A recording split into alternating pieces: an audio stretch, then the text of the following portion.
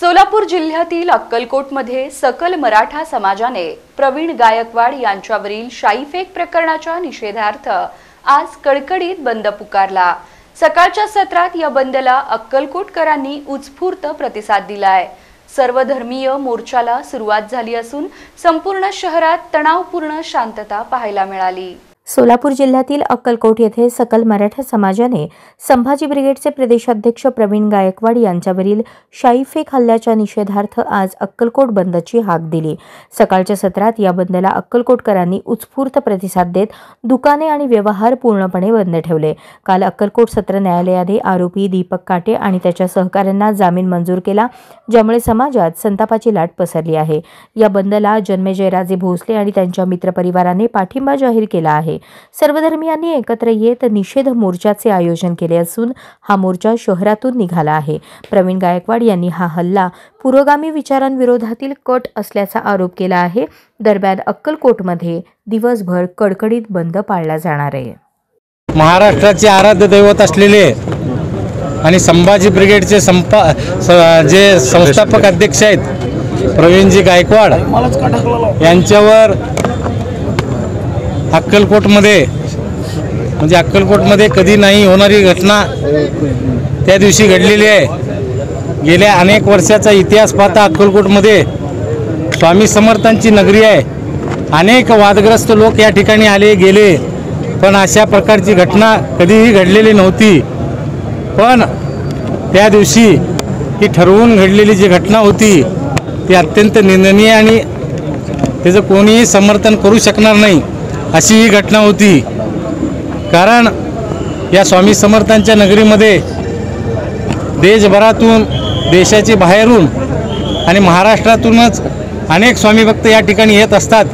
पण त्यांची भावना अशी असते की इथं आल्यानंतर फक्त स्वामींचं दर्शन, बाकी कुठल्याही प्रकारचं यामध्ये राजकारण असेल किंवा काही असेल हे कोणीही या ठिकाणी करत नाही।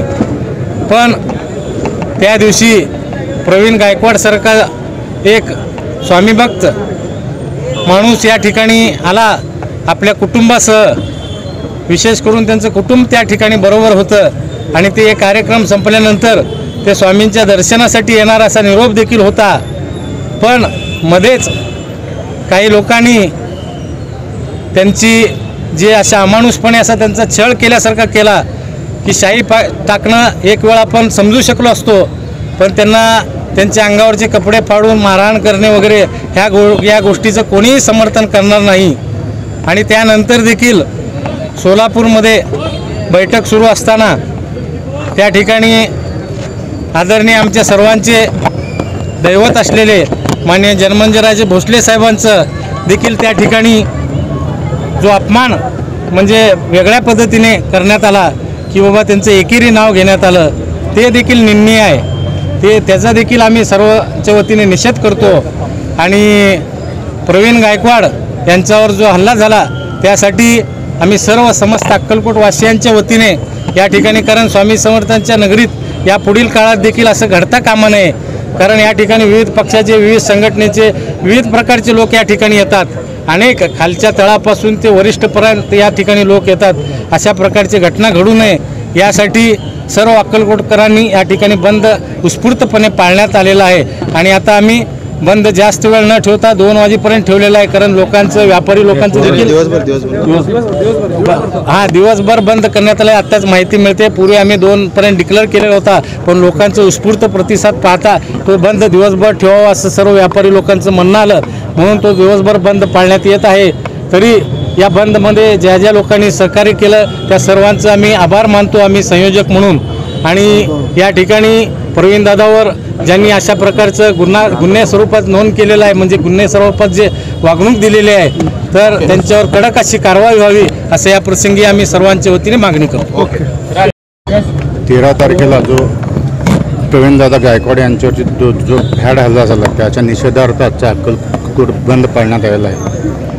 आणि त्यामध्ये अक्कलकोटकरांनी सुद्धा उत्स्फूर्त प्रतिसाद दिलेला आहे।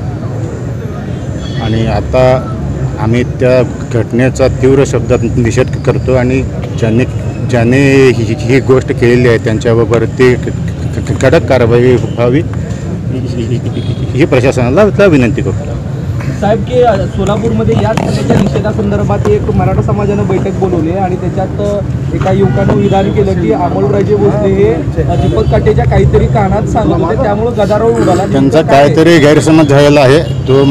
तो आदरणीय जन्मेजयराजे भोसलेंनी सविस्तर मुलाखत देऊन दूर केलेला आहे. त्यावेळेस तुम्ही काय दीपक काटेच्या कानात काय सांगत होता? मी त्यांना काही बोललो नाही, फक्त एवढंच म्हणलो तुम्ही जे केलं ते चुकीचं झालेलं आहे. आज राजे आपण आलात मोर्चामध्ये बंदला पाठिंबा दिला. माझं तर पहिल्यापासून पाठिंबा आहे आणि ह्या घटनेचा पहिल्यापासून आमचा निषेधच आहे.